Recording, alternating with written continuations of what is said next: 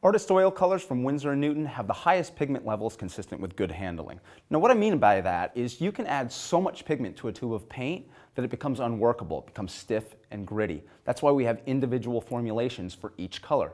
Can't simply add the same ratio of pigment to oil and expect it to work out right because the pigments react differently with the oils.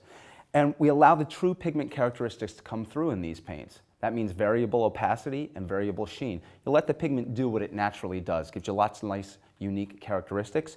And we try to have as many single pigments as possible because as you're mixing colors, when you have a lot of single pigments, you have less going into the mix. You get cleaner, brighter mixtures. And we've got some really unique colors in the line, particularly the transparent earths. I have a transparent brown oxide out right here, transparent maroon as well right here, transparent red ochre, and I'll put out a little bit of transparent gold ochre.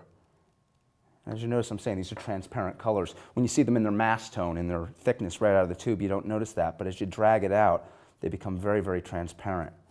And I like these a lot. I'm an oil painter myself, and I do a lot. This one's gorgeous. That's that transparent maroon. You really see that come out right there. I paint a lot of landscapes, and I imagine these are just, to me, landscape colors for Italy.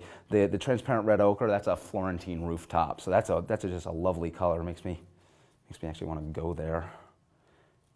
And then you can see all those just wonderful, wonderful colors. Really nice, I think, too, for skin tones, for doing underpaintings. All nice subtle things that happen right there. And I'm using the Artist oil brush as well. Artist oil brush is a hog hair brush, Chungking bristles from China. And the reason why these are so important, they're really, really stiff and they're resilient. And you need a stiff brush when you're working with oil because there's a short consistency to these oil colors. That means that they hold brush strokes.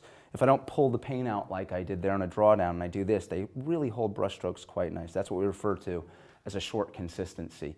And the brush itself is really, really great because it has flagged ends.